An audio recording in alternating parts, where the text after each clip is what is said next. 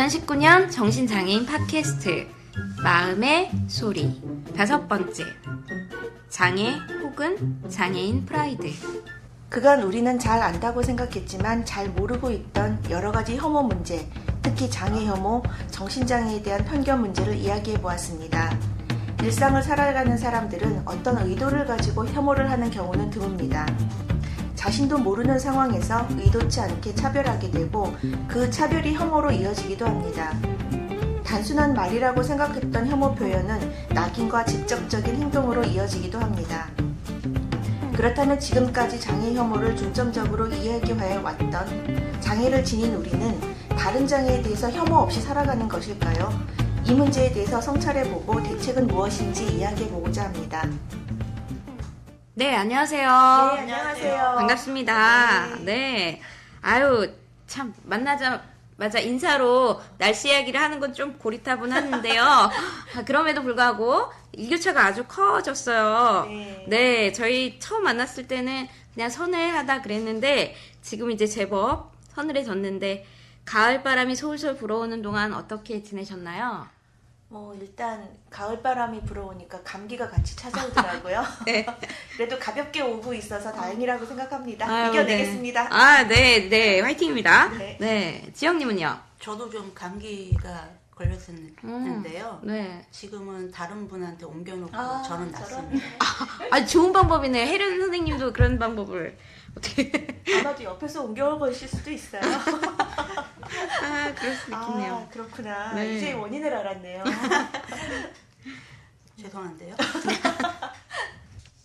네, 두 분 다 감기를 잘 이겨내시길 바라겠습니다. 네, 그리고 또 요즘 다른 일들은 없으셨어요? 좀 뜬금없는 소리지만은요, 가을이 되니까 역시 또그 음악 취향이 또 바뀌더라고요.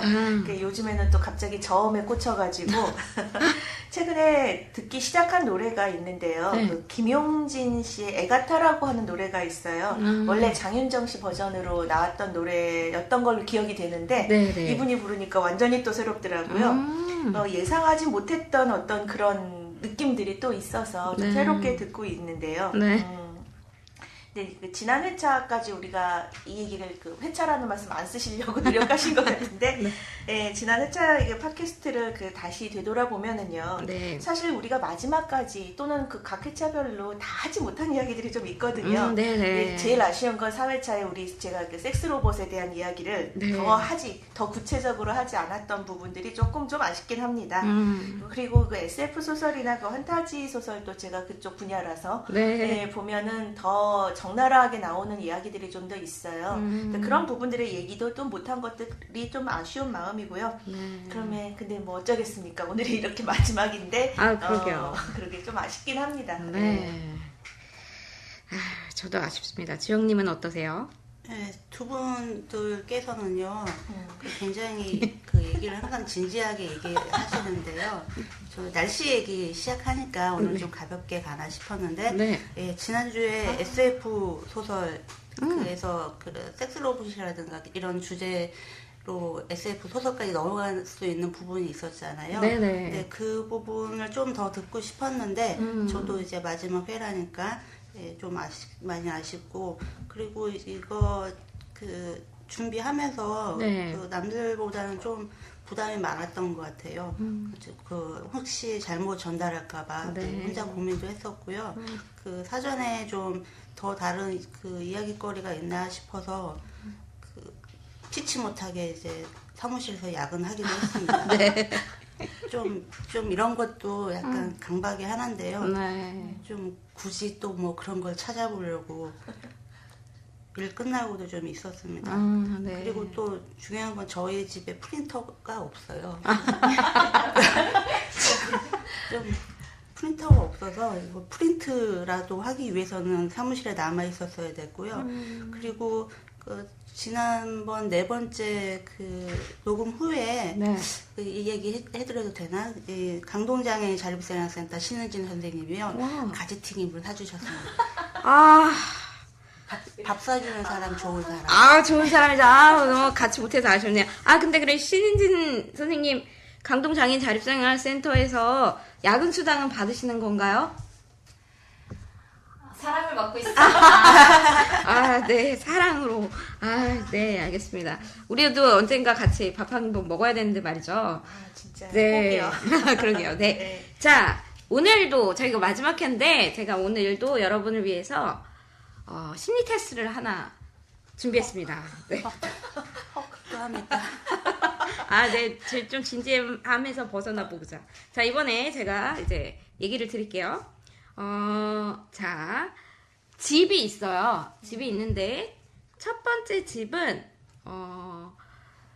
문이 2개예요. 일반적으로 드나드는 문은 하나잖아요. 첫 번째 집은 문이 2개입니다. 그리고 두 번째 집은 창문이 여러 개 있어요.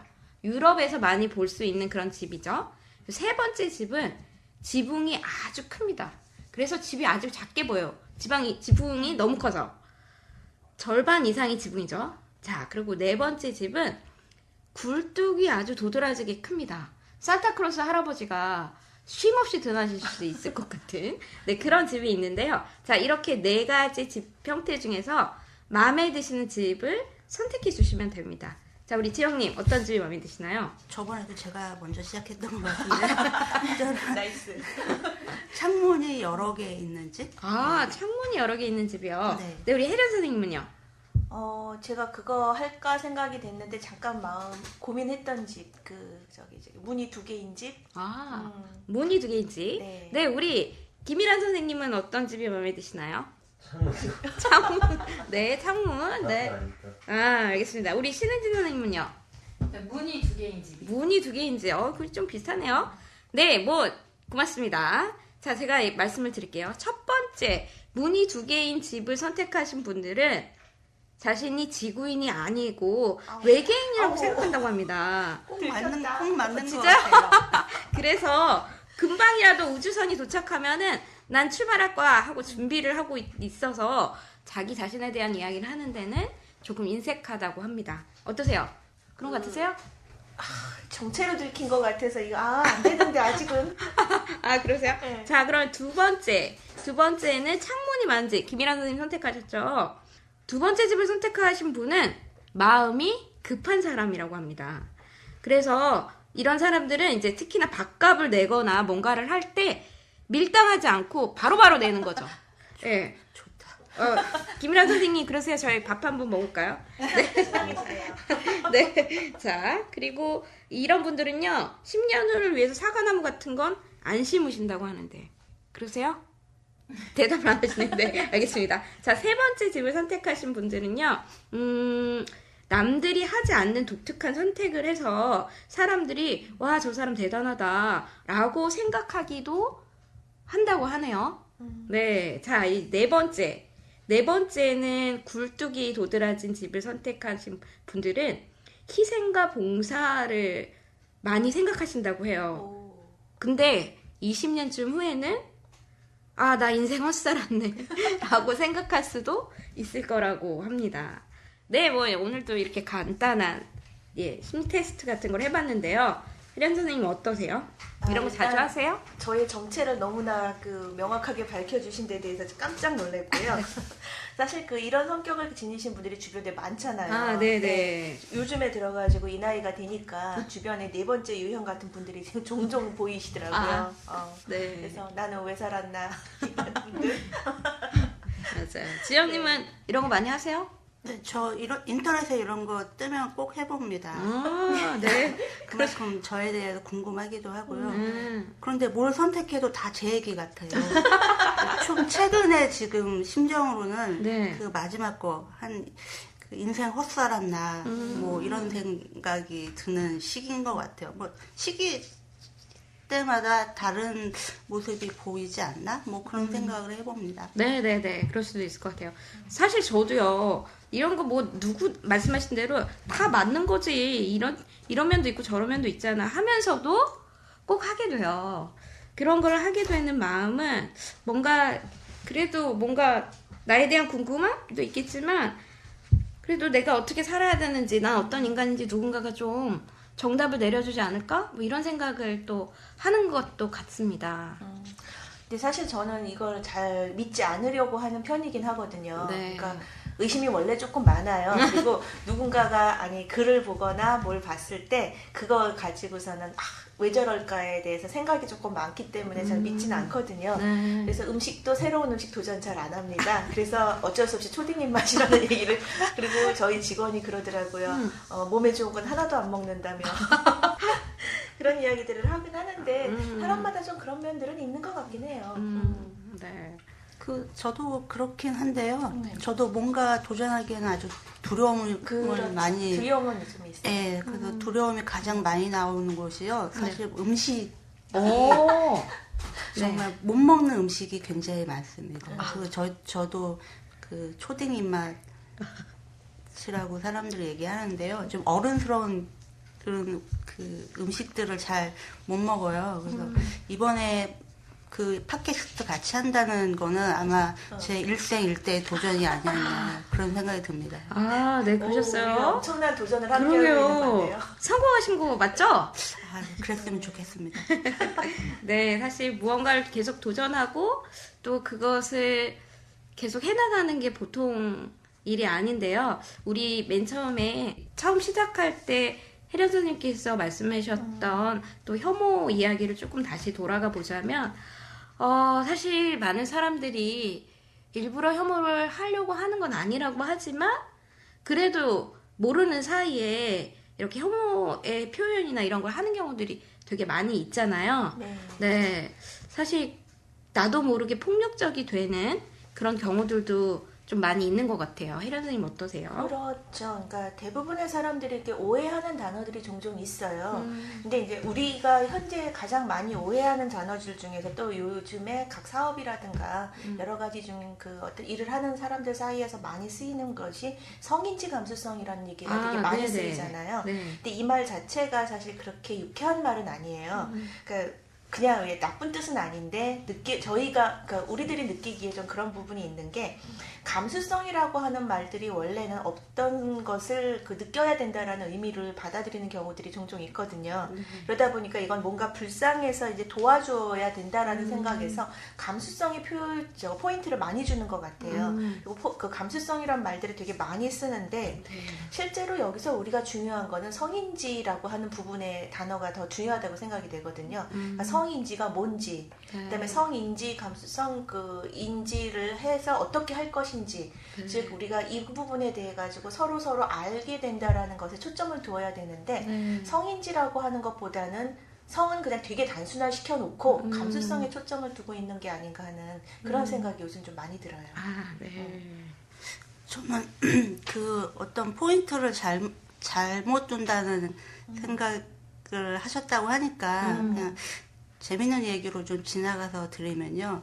그 누구누구와 그 돈가스를 먹으러 가기로 했어요. 네. 근데 땡땡땡 집에 돈가스를 먹으러 가자 했는데 세모 집에도 돈가스가 파는 거예요. 네. 그래서 저는 세모 집에도 돈가스를 파니까 네. 여기서 먹자. 그러니까 저희는 땡땡땡을 가기로 했다. 갑자기 돈가스가 사라진 거죠. 네네. 맞다. 뭐 비슷한지는 모르겠는데요. 그때 굉장히 당황했거든요. 음. 우리는 뭐가 포인트였나, 네. 돈가스였나, 아니면 땡땡땡이었나 그런 생각이 들었는데 그 정신장애인 쪽도 그렇게 많은 그 왜곡된 부분, 편견이 이렇게 둘러싸여 있는 것 같습니다. 그래서 텔레비전 같은 경우에도요, 그 사람들이 많이 보는 거기 때문에 대중 매체이기 때문에 굉장히 영향을 많이 받을 수밖에 없는데 건법남녀라는 드라마를 잠깐 본 적이 있는데 네네. 잠깐 네. 재밌게 보셨나요? 네, 전 봤습니다. 저는 이제 몰아보기로 보려고 합니다. 근데 얘기는 많이 들었어요. 저는 이게 다 보지 않다가 어느 날 딱 본 거에 그 조현병 사례가 나오더라고요. 네. 그래서 조현병 당사자가 노모를 살해하고 또 검은 비닐봉투에 담아서 유기한다. 네네. 뭐 그렇게 추정되는 장면을 보여주면서 조현병 당사자들의 이제 폭력적인 성향을 대사로 묘사한 일이 있었어요. 네. 근데 이 드라마만 보면은 조현병 당사자가 자신의 정신적 상태를 인지 못한다. 그래서 비이성적이고 남들을 해치는 존재로만 규정하고 있는데 그러니까 아무 이유도 없이 마구잡이로 해칠 수 있는 존재로 묘사되고 있더라고요. 뭐 딱 한 번 본 게 딱 그런 게 걸린 거죠. 근데 실제로 조현병 당사자가 이렇게 폭력적이면서 남을 해치기까지는 굉장히 드물거든요. 드문 케이스고. 네. 사실 저도 그 드라마를 봤거든요. 근데 저는 사실은 당사자를 그렇게 그리는 것도 문제지만 그분을 대하는 또 다른 주변인들의 이 태도와 대사가 너무나 폭력적이어서 그것 때문에 더 또 화가 났었어요. 정말 드라마 작가가 어떻게 저렇게 그런 방송을 하면 안 되는 거 아닌가? 뭐 이런 생각을 조금 하기도 했습니다. 네.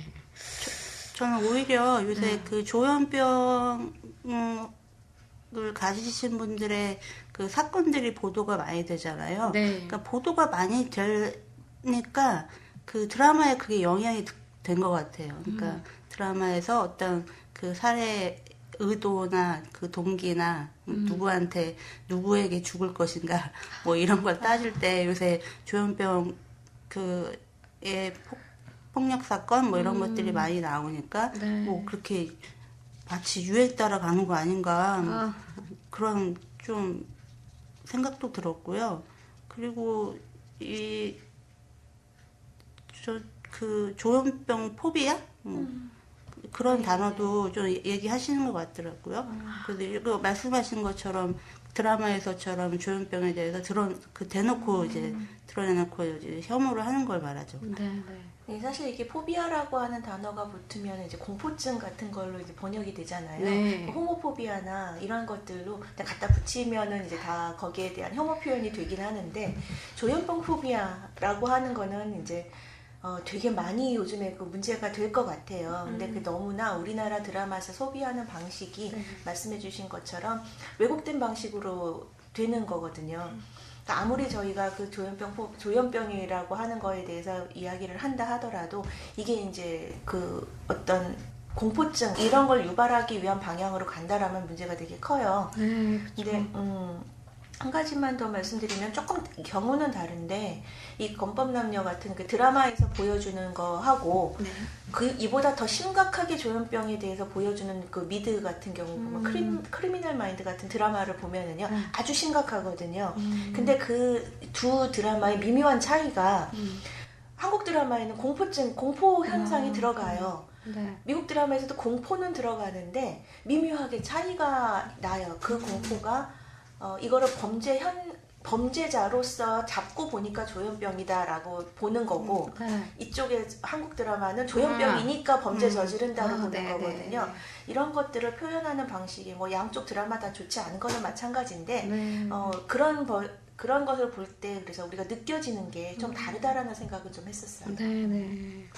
저희도 가끔 얘기를 하는 게요. 네. 그 강서 PC방 사건이라든가 뭐 그렇죠. 그런 걸 봤을 때 저 사람이 범죄자냐 아니면 그 조현병을 가지고 있는 정신장애인이냐 이게 어떻게 볼 거냐라는 거에 대해서 주변 사람들하고 좀 토론 아닌 토론을 해본 적도 있고요. 네. 그리고 정신장애인에 의해서 발생하는 범죄 건수 다들 이제 아시겠지만 전체 범죄의 0.4%밖에 안 됩니다. 그리고 그런데도 이제 드러나는 그 사건 때문에 그리고 또 일부러 그 사건들을 막 찾고 있는 것 같아요. 예전에 드러나지 않았었던 것들이. 그리고 조현병 또 뭐 누구를 해쳐 뭐 이런 기사를 봤는데 기사를 보니까 지적장애인 분이셨더라고요. 근데 그것도 지적장애인과 그 사고와 사건과의 무슨 관계인지는 모르겠지만 제목부터 이제 그 낚시성 네, 그렇죠. 그 기사도 많이 쓰는 것 같아요.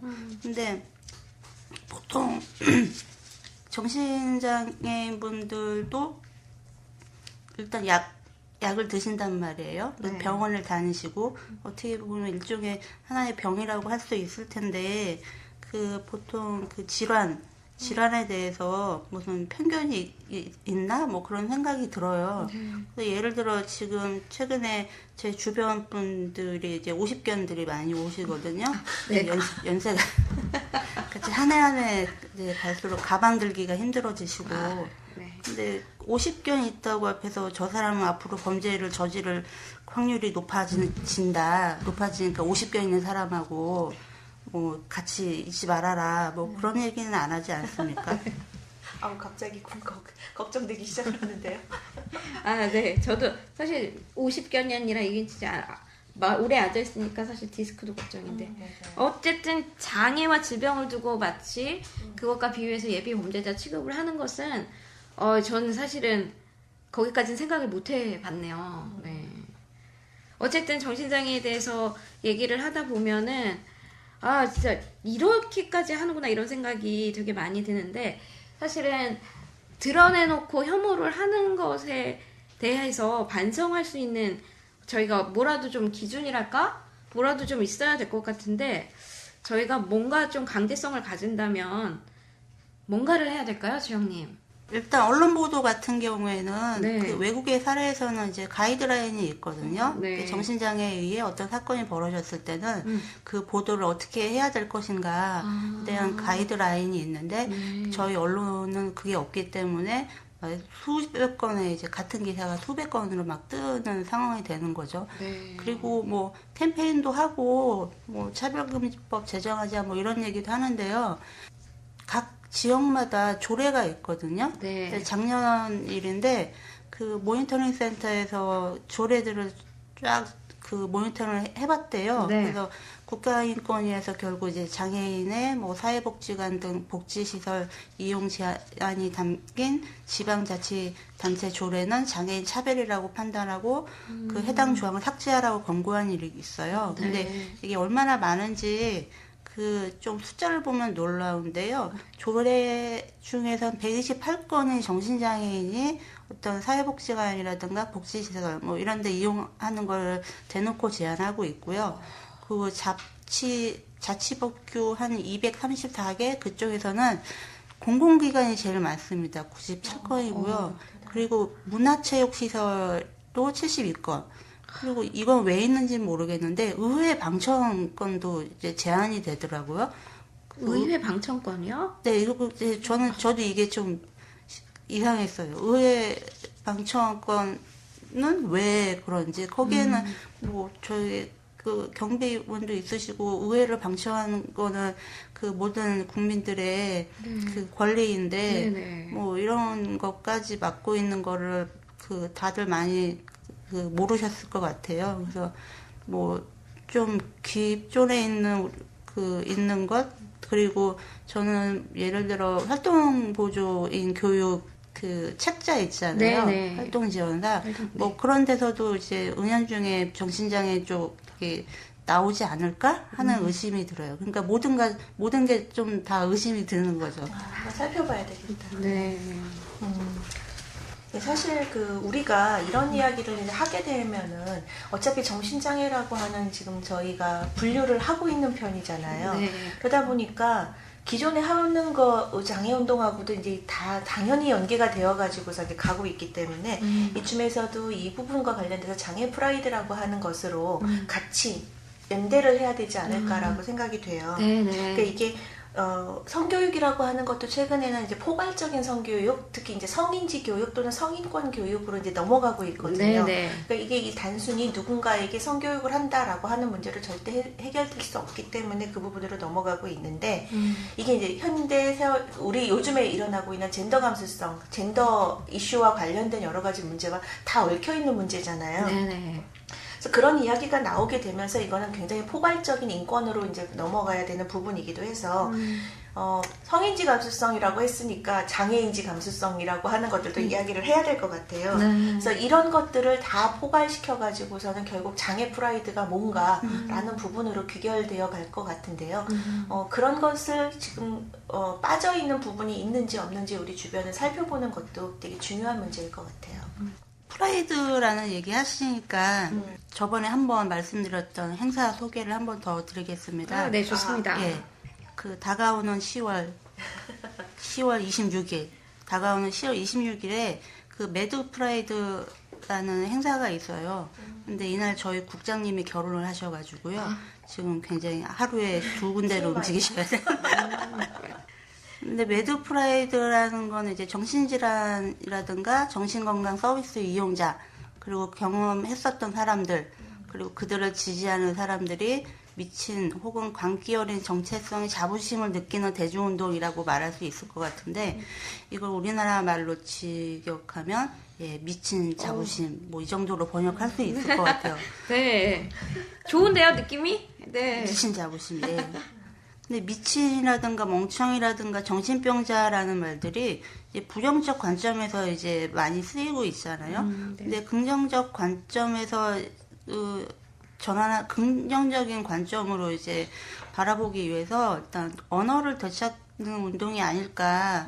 그 언어로 무엇으로 이제 불려지냐, 어떻게 사용되냐, 뭐 이런 그 운동이 아닐까 하는 생각이 들고요. 이런 게 또 장애 프라이드의 하나일까 싶습니다. 그리고 이 행사를 조금 더 소개를 시켜드리면요. 네. 그 안티카라는 그 정신장애 예술 창작 단체에서 이제 기획하고 이제 하는데요.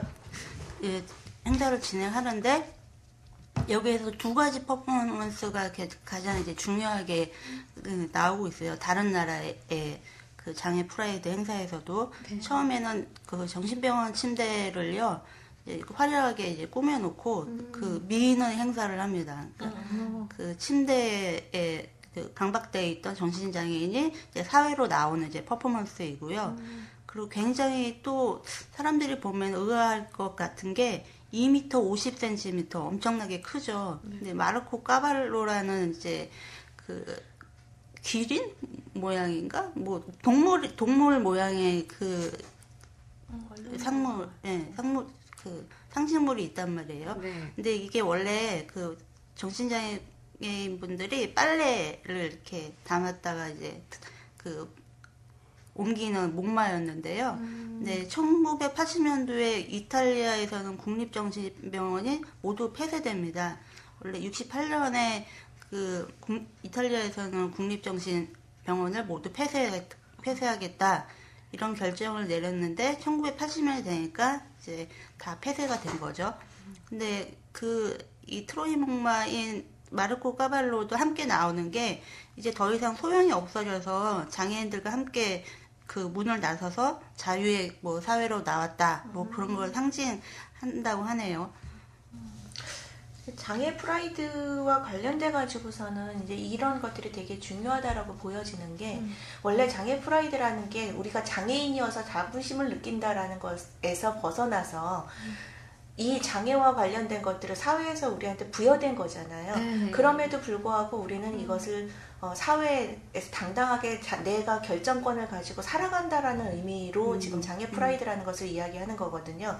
그러니까 장애로서 내가 이걸 극복하는 삶이 아니라 장애는 이렇게 지금 나한테서 그 어떤 제약을 주고 억압을 하는 것이 사회 구조 자체이기 때문에 그거를 우리가 거기에 대해서 저항하고 그다음에 내가 지금 이런 상황에서도 내 스스로 주체성을 가지고 살아간다라는 것을 보여주는 게 이제 장애 프라이드거든요. 그런 의미에서 이런 행사가 굉장히 그 장애 프라이드와 연계가 돼가지고 굉장히 좋은 의미를 지니고 효과를 거둘 수 있지 않을까 생각이 되네요. 되게 그 뭐라 그럴까 좋은 행사일 것 같아서 올해 날짜 기억해 두겠습니다. 예, 올해 처음 그 열리는 행사라 저도 기대가 많이 되고요. 네. 그 하시는 분들도 그 어려운 상황에서도 준비를 많이 하시는 것 같아요. 그래서 10월 26일 날 광화문 광장에 오실 수 있는 분은 많이 오셨으면 좋겠습니다.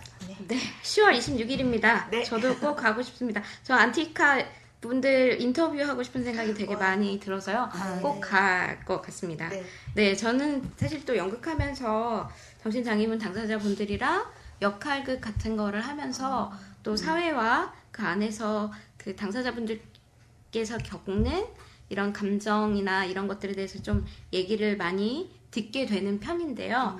저도 장애를 생후 6개월 때부터 장애가 있었으니까 거의 50년 가까이 이렇게 살아왔음에도 불구하고 아직도 다른 유형의 장애와 그 장애를 갖고 있는 사람들의 삶에 대해서 더 많이 생각하고 또 그것과 함께 제가 성찰해야 될 부분도 너무나 많이 있다는 생각을 더 많이 하게 됩니다.